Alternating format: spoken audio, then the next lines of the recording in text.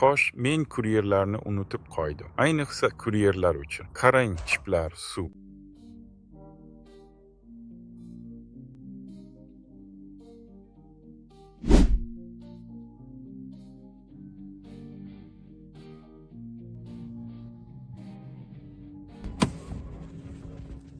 Yomg'irli Vashingtondan salomlar. Bu Amerika an'analari bilan ozgina tanish bo'lgan har bir kishi uchun sir emas. Gap shundaki, choychaqa berish o'rtacha amerikalik hayotining ajralmas qismidir. Qayerda bo'lsam ham biron bir xizmat yoki shunga o'xshash narsa ishlab chiqarilmadi.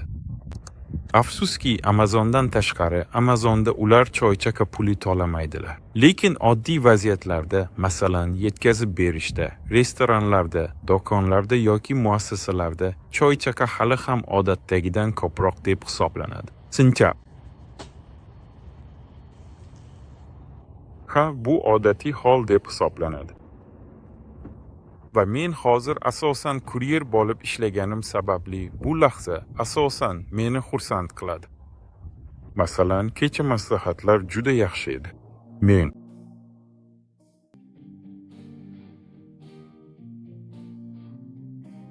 narxning o'zi $4 edi, lekin mijoz men yaxshi ish qilganimga qaror qildi va menga qo'shimcha pul to'ladi.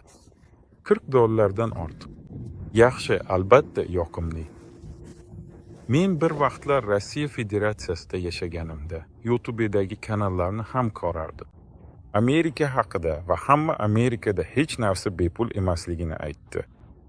Amerika sizga kuladi, tupuradi, oxirgi pulingizni, sog'ligingizni oladi va evaziga sizga hech narsa bermaydi.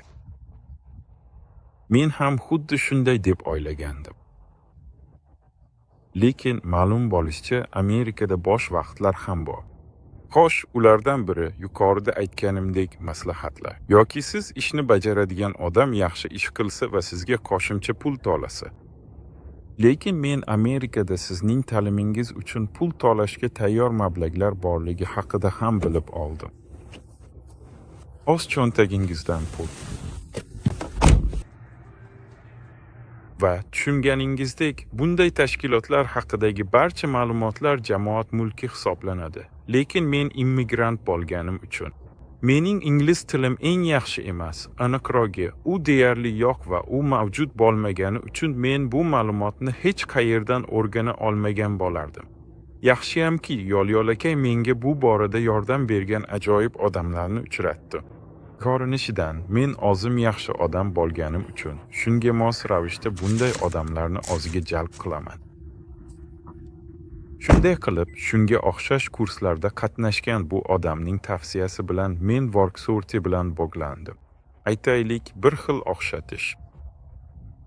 Rossiya mehnat birjasidan bu odamlarga AQSh hukumatidan o'qish va grantlar olishda yordam beradi. Qiziqarli lampa, to'g'rimi?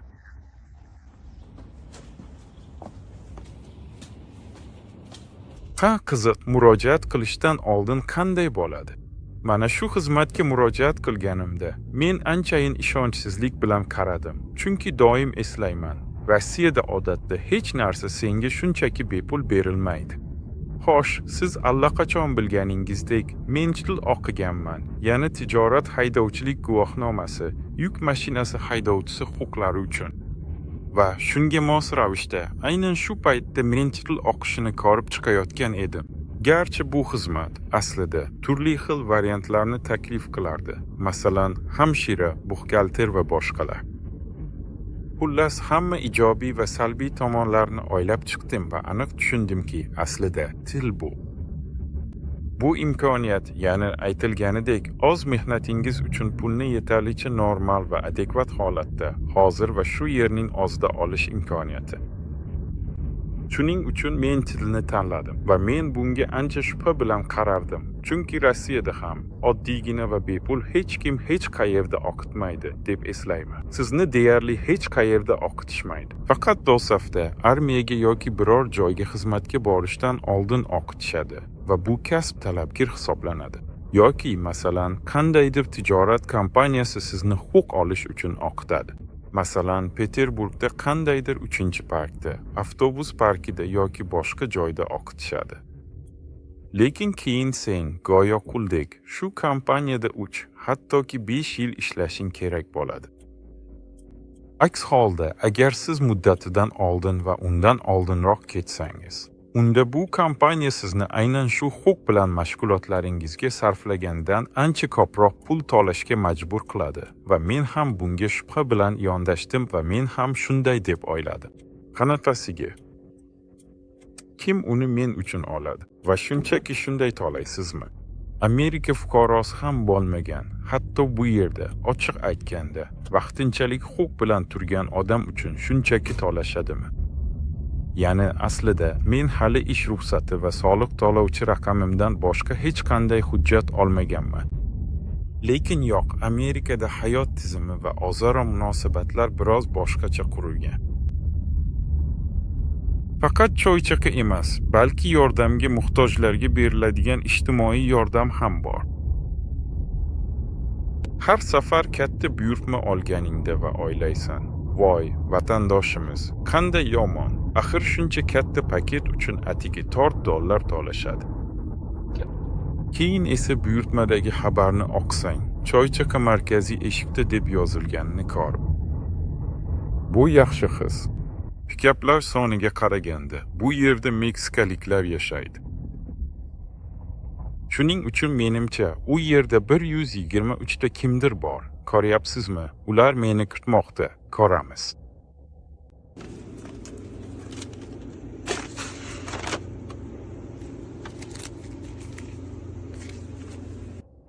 Lekin paketning qalinligiga qarab, biz bu yerda A harfini olamiz.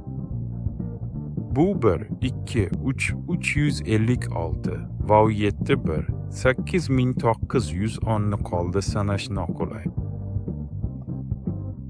Bu haqiqatan ham juda yaxshi. Yana 1, 2, 3, 4, 5, 6. Reaktimiz.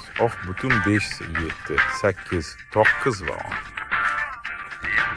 Xo'sh, albatta bu dastur hamma uchun ham ish beravermaydi. Lekin mening holatimda u ish berdi. Chunki men yangi immigrant edim va AQShda yashaganimning 3, ehtimol 4-oyda unga ariza topshirdim. Va u ushbu dasturga kirish uchun barcha talablarni to'liq qondirdi. Shunday qilib, men ushbu tashkilotga hujjatlarni topshirdim va uzoq oylar kutish boshlandi. Va Amerika byurokratiyasi albatta alohida tur. Va bu ancha uzoq vaqt. Hamma narsa hujjatlar topshirilayotganda va shunga mos ravishda turli shakllar to'ldirilayotganda sodir bo'ladi. Va bu juda ko'p vaqt talab etadi. Mening holatimda grantni kutish uchun 3 oydan ko'proq vaqt ketdi. Lekin yakuniy natijaga albatta erishildi. Va mening holatimda menga nafaqat o'qish uchun to'lab berishdi bu miqdor. Deyarli $4000, balki bundan tashqari ham to'lashadi.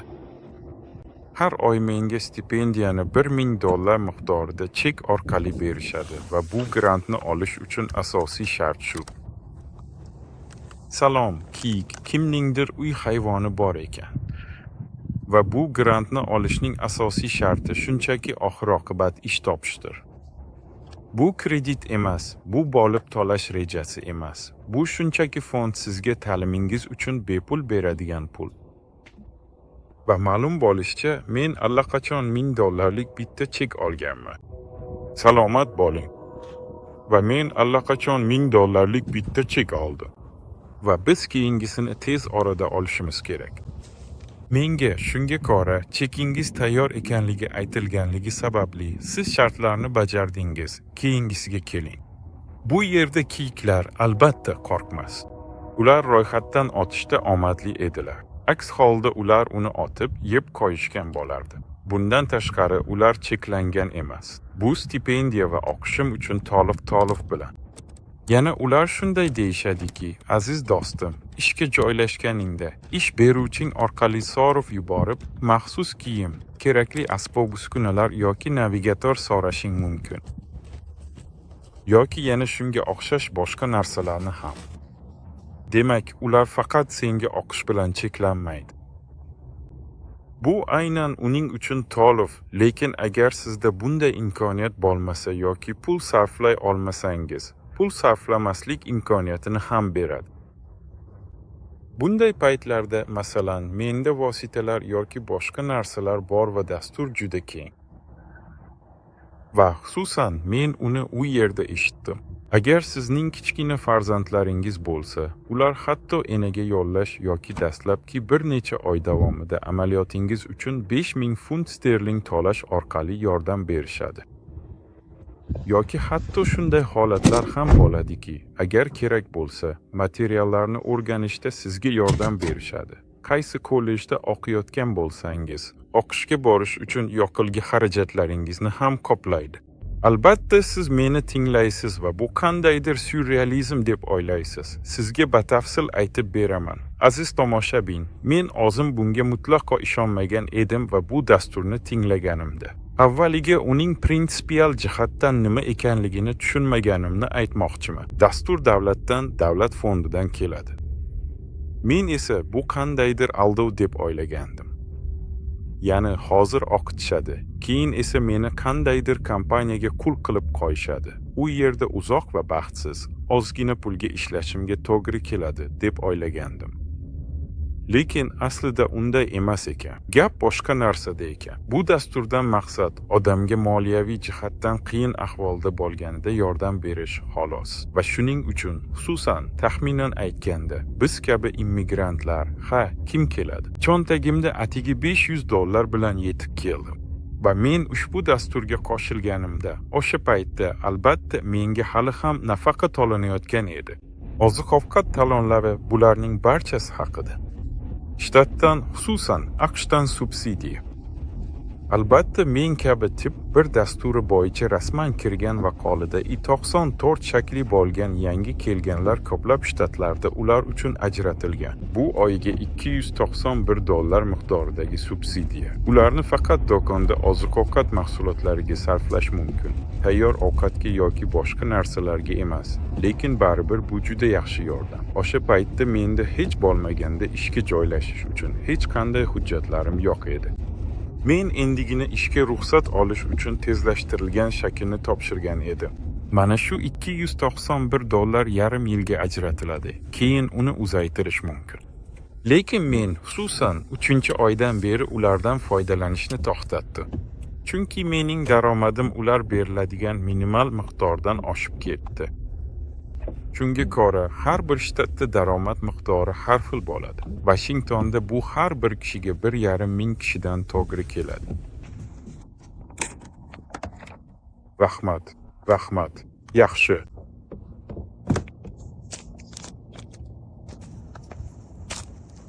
Kayl u shunchaki oddiy yigit ekan. Va keyin men yetib kelib yozuvni o'qiganimda, naqd pul choy-chaqalari. Mana tashtips, bu normal holat.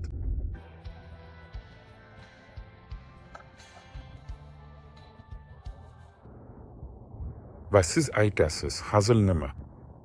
Xuddi men kabi 40 yoshdan oshgan va 20 yildan ortiq barqaror hayot kechirgan odam ham buning siri nimada deb o'ylagan. Va tobut shunchaki ochildi. Va bu yerda hech qanday aldamchilik yo'q. Hammasi juda oddiy. Mantiq oddiy. Agar biror kishi davlat subsidiyalariga tayansa, unda biror narsani o'zgartirish kerak. Va buning uchun shunga mos ravishda jamg'armalari va homiylari mavjud. Yirik korporatsiyalardan yoki jismoniy shaxslardan chegirma mavjud. Keyin esa bularning barchasi. Ushbu jamg'armalarda joylashtirilgan pullar albatta ushbu korporatsiyalarning va Washington shtati hukumatining yoki boshqa shunga o'xshash tashkilot mavjud bo'lgan har qanday shtatning soliqlaridan chegirib tashlanadi. Masalan, Borgsurti. Ular bu pullarni o'tkazishadi. Aynan shu jamg'armalarga va jamg'armalar mos ravishda kam ta'minlanganlarning o'qishini to'laydi. Men ham dastlabki oylarda shunday edim. Xo'sh, prinsipial jihatdan men hali ham kam daromadliman deyish mumkin, lekin albatta avvalgidek emas. Men anchadan beri nafaqa olmaganman, lekin umuman olganda ushbu dasturda ishtirok etish orqali odam ishga joylashadi va keyinchalik soliq to'laydi, lekin Washington shtatiga. Demak, hamma g'alaba qozonadi ekan-ku. Ular yutadi. Korporatsiyalar ham, chunki soliqlarni kamaytiradi. Boylar ham pullarni bo'lishgani, fondlar esa soliqni tejagani uchun yutishadi. Washington shtati ham yutadi, chunki men keyinchalik ishga joylashaman va shu shtatda soliq to'layman. Va shunga ko'ra ular menga sarflagan pul, ya'ni men aytayapman, 4,000. Bundan tashqari bu stipendiya umuman olganda aytaylik 6, hatto $7,000 ham bo'lishi mumkin, chunki 3-chek ham bo'ladi. Men allaqachon 3-topshiriqni olganman va umuman olganda men yutaman. Xo'sh, aftidan, bu barcha rivojlangan mamlakatlarda sodir bo'lmoqda. Bu yerda mamlakat va davlat inson taraqqiyotidan manfaatdor va ular soliq to'lovchidan ham pul oladilar, nafaqat foydali qazilmalarni sotishdan. Xo'sh, bu dastur Amerikaning kuyi, aytganda ijtimoiy qatlamlariga ham tegishli. Ammo afsuski, Amerikaning kuyi ijtimoiy qatlamlari ayniqsa o'qishni xohlamaydilar. Lekin biz yangi kelganlar daromadimiz shu miqdorga yetguncha va ular aytganidek qandaydir moliyaviy yostiqchaga ega bo'lmagunimizcha biz ham ushbu dasturga qo'shilamiz. Va bu dastur bizga bepul o'qish va keyingi ijtimoiy darajaga chiqish imkoniyatini beradi. Mening holatimda emigratsiyaning keyingi ijtimoiy darajasiga. Shunday ekan, Washington shtatiga ushbu imkoniyatni taqdim etgani uchun minnatdorchilik bildiramiz. Va sizga meni tomosha qilganingiz uchun tashakkur va keyingi videoda tez orada ko'rishguncha. Va endi ortiqcha gap so'zsiz. Ochigini aytsam, hozir biroz hayronman. Bunday voqea aynan men bilan sodir bo'layotganiga. Aynan shu mamlakatda men televizorda ko'rgan, menga yomon ko'rsatishgan va aslida bu yerga kelayotganda nimani kutishim kerakligini tushunganman. Va endi bu mamlakat nafaqat mening ta'limim uchun pul to'laydi, balki bu yerda topadigan pulim AQShda yashashim uchun yetarli. Albatta, kredit majburiyatlarimni qoplash uchun Rossiyaga pul jo'natish. Hech kim kreditlarni bekor qilmadi va men hali ham kreditlarni to'layman. Va shuning uchun men oilamga yordam bera olaman. Xudo Amerikani asrasin.